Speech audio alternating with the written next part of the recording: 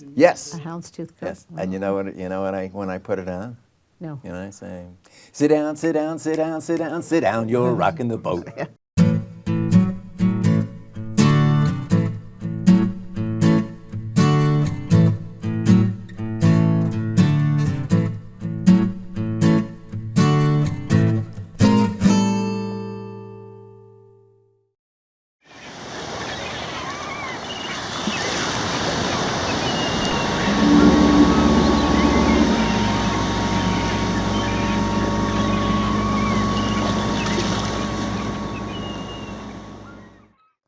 Hi, I'm Paul Tiger, and this is Sarah Levison, and welcome to Both Sides of Center.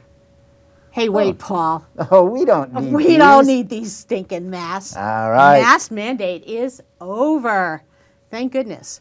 Yes. So I have known Sarah for about, I guess it's about 15 years. Well, I'll tell you, I met Paul Tiger many years ago, maybe 2005, 2007, and we were both running for city council. I was running to win. Paul was running To talk about issues. That's right, to talk about things that were not the most commonplace issues, however, they were issues that needed to be talked about. If Paul wasn't running for things, these issues would never have been discussed in a public forum. Made people think. There are other things just besides the top two things going on. This is what attracted me to Sarah, and that is that Sarah would talk about things that weren't on the schedule. She had her own agenda. And often, those who run candidate forums have their own path that they want you to talk about. Sarah would change the topic, and I enjoyed that. Well, the other thing that I want you to know about Paul is that he's really not the person you think he is. Paul is a devoted resident of the city of Longmont for many, many years. He loves this country. He also, I wouldn't normally tell people this about Paul, but he wanted me to get in the fact that he's not afraid to be arrested. So what that tells me about Paul is that he's going to stand up for whatever he's going to want to talk about, and you're not going to shut him up.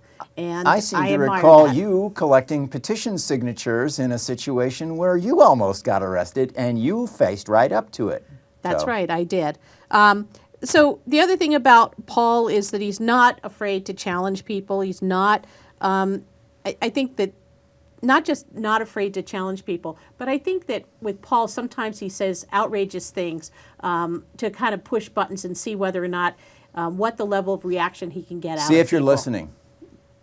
So, yeah, see if you're listening. And actually see whether or not you're ready to engage with somebody you may disagree with, or you may have, Paul frankly has a reputation. I'm looking for an argument, That's and I'll get that from you. That's right. But Well, it you'll get will a good be- discussion from me, Paul. it I'm will- not arguing with you for the sake of arguing. It will be intelligent, and I'll learn something from it. Yes. And that's really what I know about Sarah. All the conversations I have with Sarah, I learn something new. When first engaging with Sarah, I noticed that I'd say she was the smartest person in the room. Really the most well-informed. There was never a topic that opened at City Council that we knew it was coming up because it was on the agenda, where Sarah was the best well-informed person there. She knew more than the staff, she had read everything, and she knew that there were other options than the ones that had been posed. And that's what I always like about Sarah, is that she's very full of information and other choices. Full of hot air. No, I think some of what we're, the purpose of Both Sides of Center, which in fact pre-COVID was a podcast that we had done under the auspices of, Longmont Observer, right. Yeah. And we discussed many topics. Why don't you tell people how many of these special guests we had? Well, we had quite a few guests, and I particularly enjoyed the one of the last ones that we did, which was Paul Weissman, who is currently our county treasurer. Paul served in the state legislature in both houses of the legislature, and he had a complaint. And we'd love to extol the virtues of that complaint here, and that is that once your legislator is elected, nobody cares. Nobody goes to see them. Nobody bothers them anymore. They need information. They want you to be engaged. And so we'll try to get you engaged there. Yep. And I think really our purpose here, we're not here to pump up people to run for office. What we want you to do is we want to engage you enough that if you want to fight City Hall, you can learn how to fight City Hall. In fact, I think that not being in elected office actually gives you a different sort of power as a voter. Even people that can't vote, that are not legal citizens of the United States, they have influence as well. They're residents, they pay taxes, they pay their utility bills, they have a say in a public forum. And you don't have to follow somebody else's agenda. You can create your own. Exactly. So one of the things, though, that you and I talked about before we started rolling the podcast was John Fryer, who this is from the Times Call, Sunday edition, and John Fryer had been a reporter for many years covering politics and City Hall in Longmont. John's a libertarian. I'd met so many reporters that were. John has, I think that it says that he was a reporter in Longmont for 35 years. Yes. And he's an old school reporter. I would say that what I could trust about John is that if John said it or wrote it, it was the truth. It was what happened. He got it. He covered it. Well, and he was very sharp about sizing people up. So you knew that, I know this is a family-friendly show, but if there was BS that you were going to BS somebody, you didn't want to BS John Fryer because John could see through it. Yeah. He was great at the state level. He was reportedly, by other journalists, the best reporter down at the State House. State Capitol. Yes. So he was from the Lehman family when they owned the Times Call. They'd sent him to the State Capitol. And he took other reporters under his wing and taught them. It's amazing, I went to the State Capitol 2013 to 2017 working on elections bills, and people asked me, "Oh, you're from Longmont. How's John Fryer doing?" He did a very good job here in our county and in the state. And he had many, many long nights past 11 o'clock at City Council and managed to get an article in for councils on Tuesday nights. Many times he had a first article on Wednesday, and then for the really late night stuff, he had a second article on Thursday. So I admire what John did in his work, but I think what's meaningful about someone with a long career reporting in just one geographic area is that he's seen it all. So I would like to have John come on the show. Yeah, and that's what we really want to do here is we want to bring parts of Longmont, people who have knowledge, and it's not just Longmont, the state, the county. I don't want to go beyond. I've never cared to go beyond. It was unfortunate when I got a surprise wake-up call from the last administration that I hadn't been paying attention. But my concern here is local. Well, we're kind of local experts. We've been around the block a bit. The government that taxes your garbage. Yes. Who's responsible for the sidewalk outside of your office, business, or home? That's the government that we're directed to. It's the one that affects you the most. It's the one that you can have the most effect on. The reason Paul and I have joined together for both sides of center, one of the examples of other things we've worked on is I'm more on the Democratic right side, and Paul is? A libertarian. Okay. Well, Paul and I, several years ago, was it 2019, we worked on a petition drive to untax food in Longmont, basic food items, milk, bread, eggs. The state of Colorado does not tax food, but Longmont does. And the county doesn't tax food. But Longmont does. And the largest cities in the state, Colorado Springs, Denver, Aurora, don't tax food. And in fact, Fort Collins has a different tax on food than they do on regular retail. So we were asking why. And is it a fair tax? In my perspective, and again, my perspective is having done a lot of work around poverty and people of lower incomes in Longmont, I thought, and I read a whole bunch, Paul, and you know I did, that sales tax on food, especially people that are not on food stamps, by the way, people on food stamps don't pay sales tax on food. Right. So if you're ultra poor or uber poor, you don't pay sales tax to begin with. What we were aiming for is those families that might have been falling off the cliff a little bit, making, another 25 cents or 50 cents an hour. They're not qualified for food stamps any longer, but they're not able to really feed their families. And so instead of going to the Hour Center and depending on donations, right. I wanted to empower people to put a little extra money in their pocket by not paying the city sales tax and all the other taxes on food. So from my point of view, it's the most regressive of taxes to tax people at lower incomes and people that don't go out to eat very much. And when we concern ourselves with taxes or what some margin of our population might not be able to afford, you pointed out something a few years ago about a fee that was placed in parks, and this parks fee. Why was there a fee on parks? Well, it was post-flood. They needed some money. So we ended up with the $4 per utility bill payer parks fee. They lowered it to $2, but again, that fee still hasn't sunset. Why hasn't it sunset? It was supposed to be temporary. Yes. The city's idea of temporary could go on for a millennia. They will tell you, if you ask anybody at the city, they'll say, oh, no, that's a temporary tax. Well, it's not temporary anymore. It's gone on for a decade, so it's not temporary. Well, what was your perspective on untaxing food? Again, it was very much the same, and that is that it's a regressive tax. The poorest people are paying the highest tax. The most interesting thing about this for me had been when I approached the city and said, how much tax is being paid? And They did not know. They did not know. How could they not know how much of that bill that I pay at the grocery store is coming to the city from taxes, I'm not talking about like your 6-pack of Coke. I'm talking about hamburger.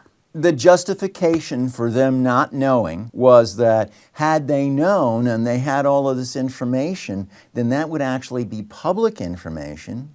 And so competing interests could demand that information from the city and then use it in competitive business. Yeah, like Safeway doesn't already know how much market share that King Soopers has. Right. When I talked to the comptroller of Kroger, who thought that this was just hilarity. He says, you don't think that Safeway knows what we're doing? In Denver, the Denver Chamber of Commerce has all sorts of information about groceries. Why? Because they would encourage supermarkets to open a store in a particular location. Mm-hmm. Safeway wants to open a store somewhere and they want to find out what the market share is. The Chamber of Commerce has that information.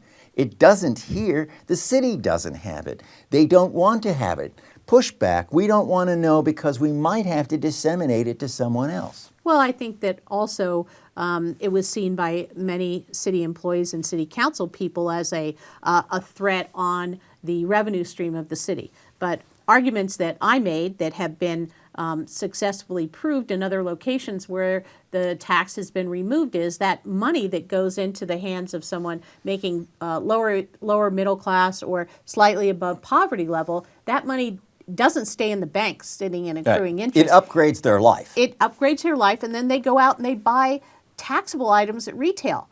They're not ordering from Amazon. They're going into the office supply store at back to school time and getting locally. Pencils. Yeah. It will be and spent locally. And so that percentage that the city thinks they're losing, they're not losing it. And that was kind of a fallacious argument that they were proposing.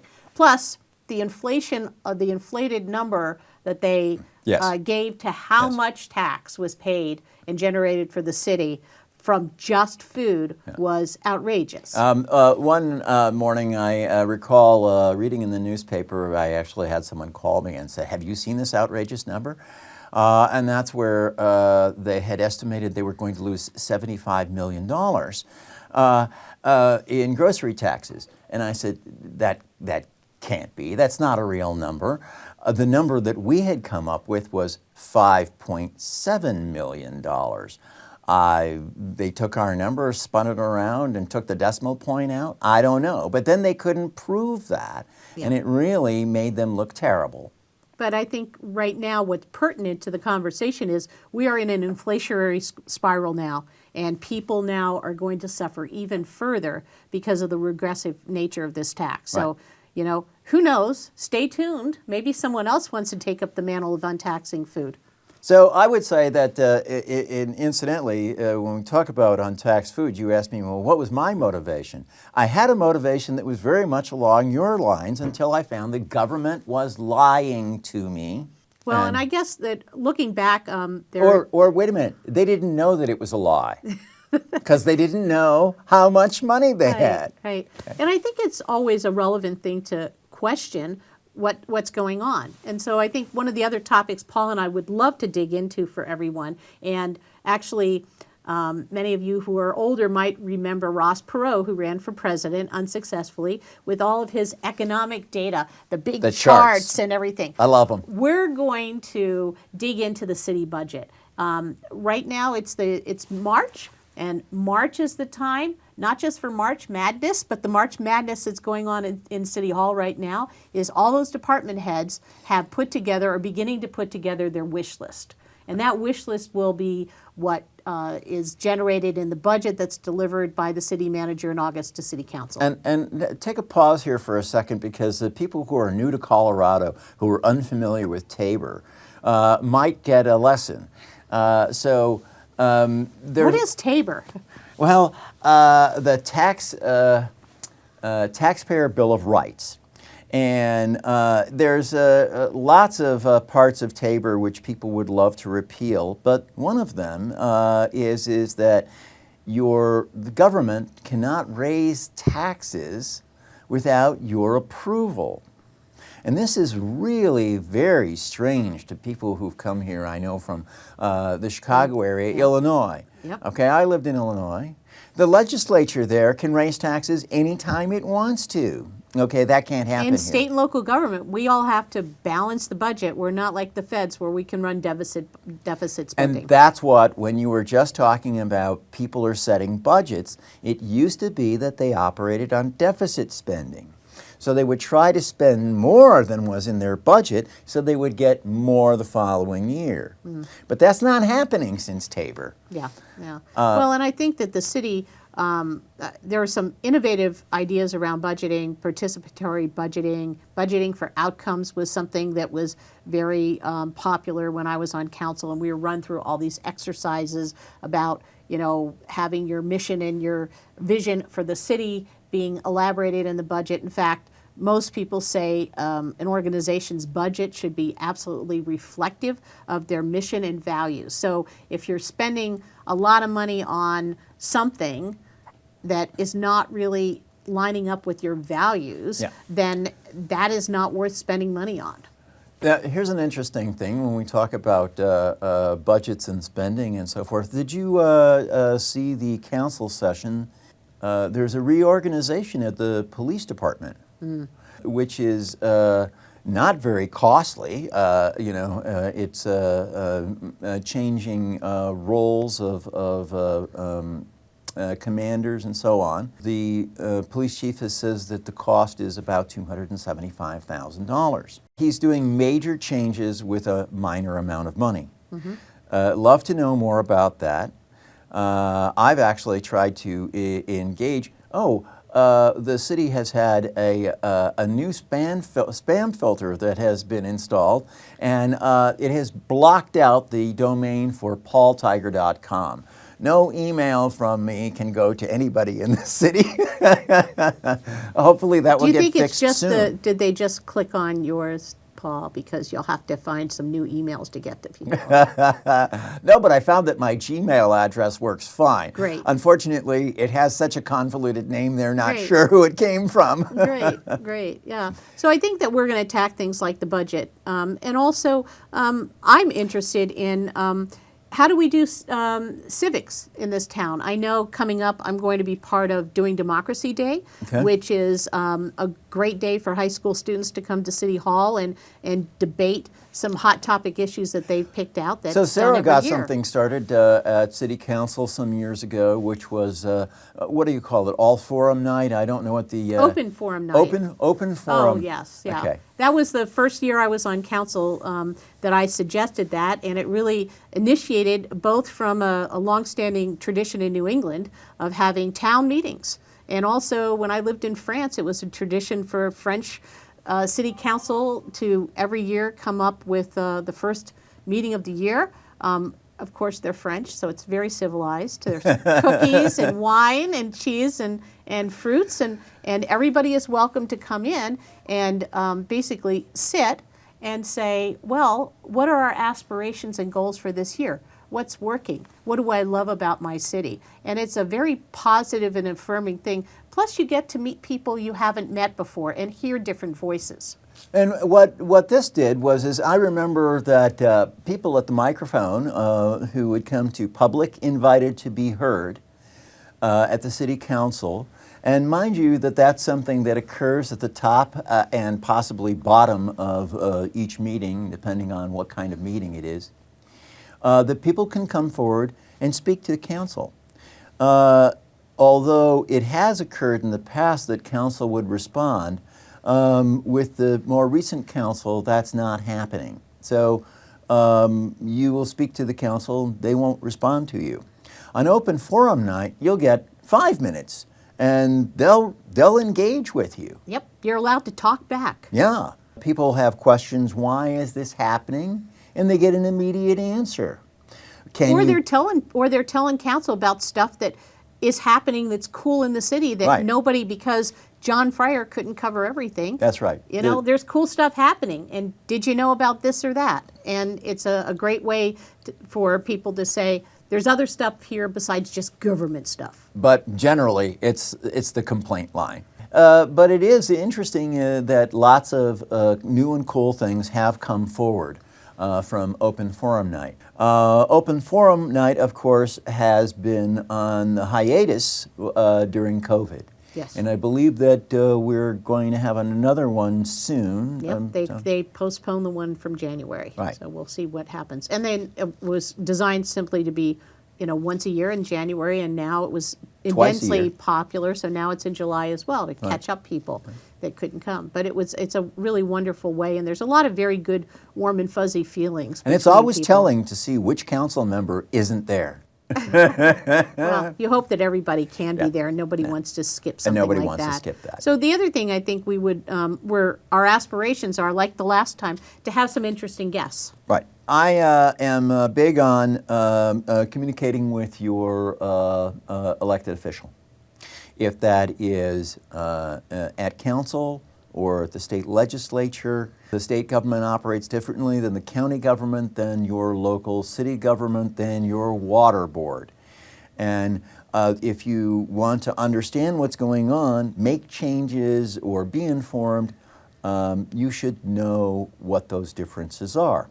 Well, the other thing I see in civic life, and this is something that people have been bemoaning for almost a generation now, there was a lot of leadership training in the community. And I'm not talking about, the Chamber Leadership Longmont program or People Engaged in Raising Leaders, which is a program for the There's Boulder a Community statesmanship Foundation. program Yeah, there's currently. a lot of leadership programs per se, political party leadership programs. But in the past, there was a lot of leadership that happened really at the gut level, that people began to know their community, they could take charge, like Knights at Columbus or Rotary, and I'm actually a member of Rotary, but Kiwanis Which, and to the me, are Lucent more Elk. about cooperative work than leadership.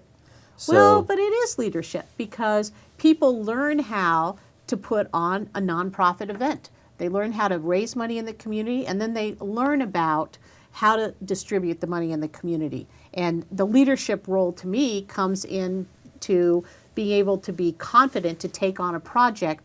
Again, though, your point taken, with a cooperative group of people all moving in that direction. Right, right. Rather than a singular leader where everybody looks to that leader to be the, be all and end all. This person's going to have the answers.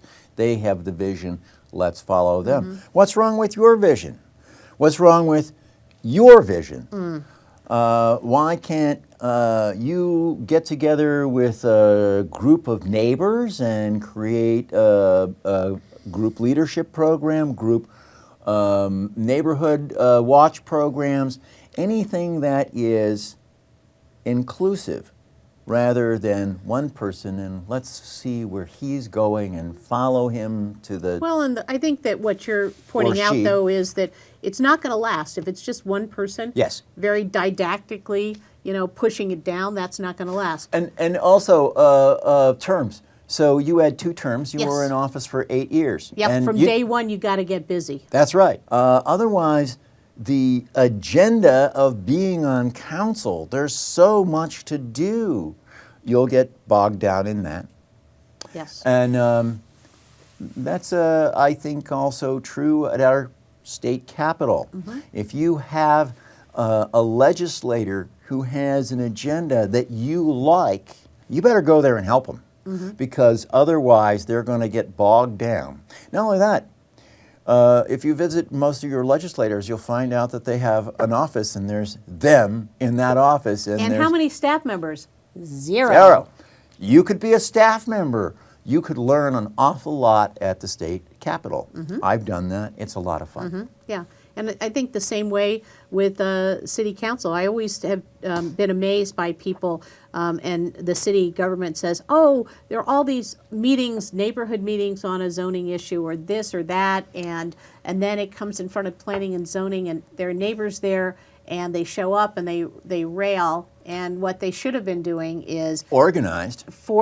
Start with the neighborhood meeting, read all the documents, read the code, and to me, when people, again, this is why we're talking about the budget early, you don't talk about the budget, even as a council member, you have very little power to do anything in the budget once it's presented to you in August. Right. It's a very upsetting thing. It's already in the book.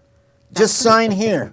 It's That's already right. been done. You weren't involved. Too bad you didn't show up. Well, and $10,000 one way or another in the budget doesn't mean a lot. However, when we ended up with the financial crisis in 07-08, again, philosophy of both sides of center, Mayor Lang charged myself and Gabe Santos, both on either ends of the political spectrum, to go through the budget with the directors of staff to see what we could cut. And amazingly enough, and I guess maybe I shouldn't be amazed because it's local government. You don't have to have a party affiliation. You just want to be doing what's good for your community.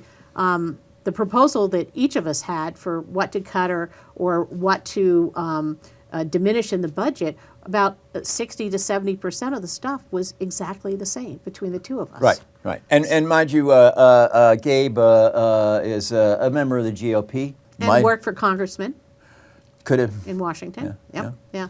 So I think that we're both sides of center we're hoping to foster some civic engagement at different levels and to empower people, fight City Hall, make things better in Longmont.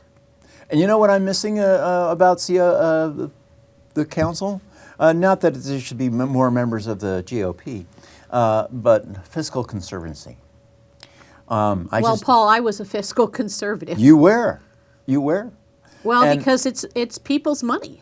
Right. Not my money. And again, when we talk about the budget, I think that's currently what's occurring is that at council is that people are not aware that when the budget is handed to them, it's already done, and so they weren't involved in keeping it small. Mm-hmm. Well, and I think that a lot of people don't understand how our capital improvement program works either. Stuff that fixes the potholes and sidewalks. Can you explain it to me?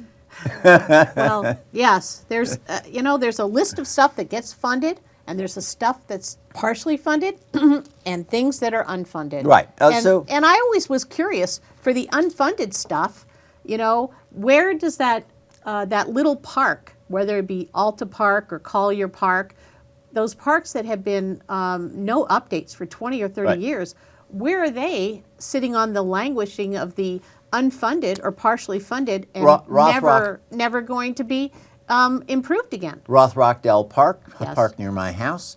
They're always cutting down trees but not planting new ones.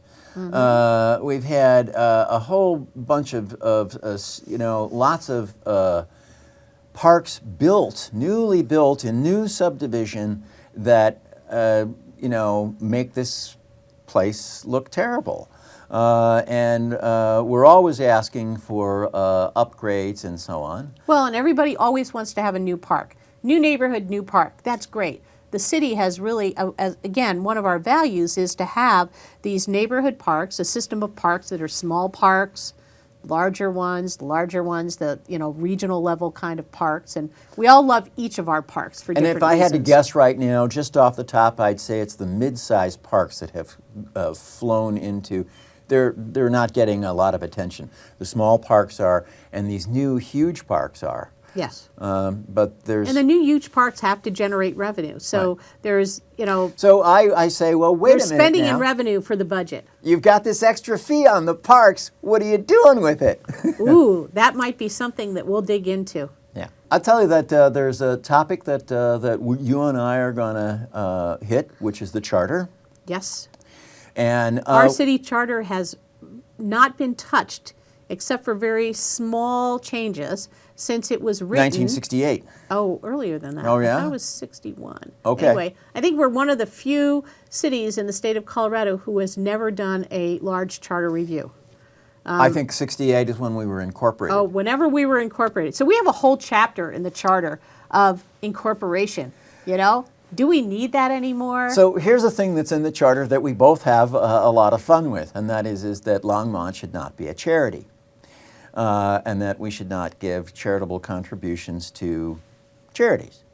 And I love all the charities, and they're great, but what the city has been doing for decades is to contract them to do the work that they've been doing, but to pay them for it out of city funds. Mm-hmm.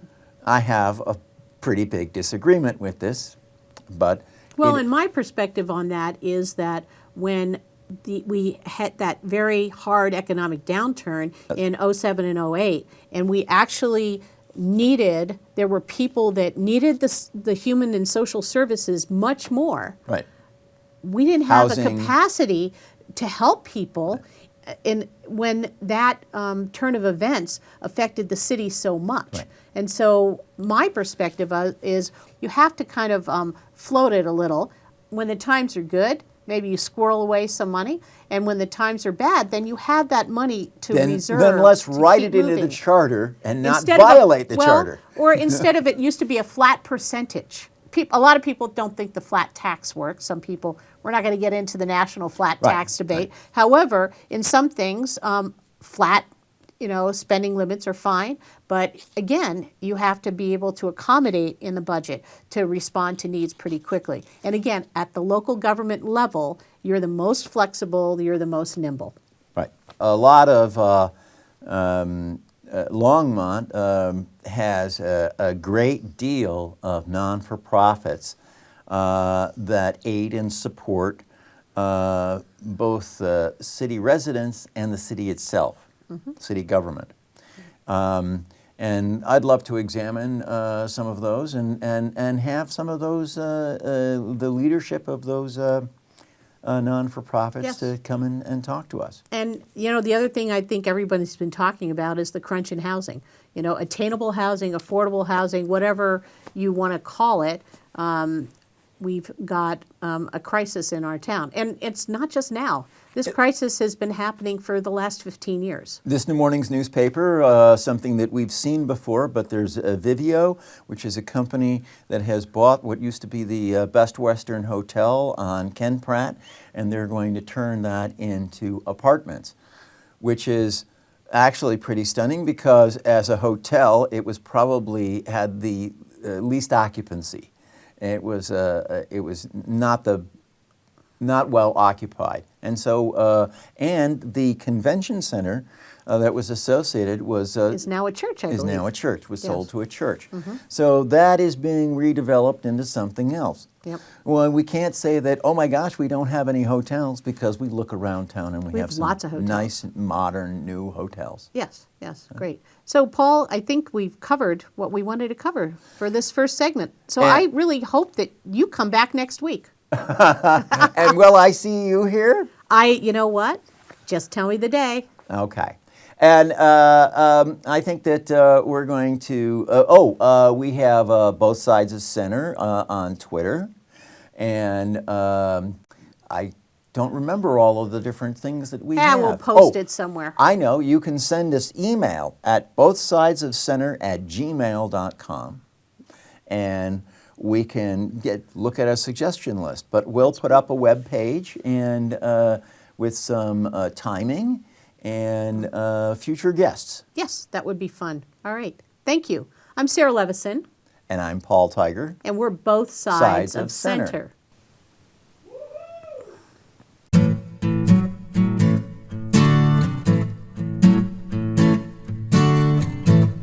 Oh, no, you did much better. I love the way you jumped in. That was much better.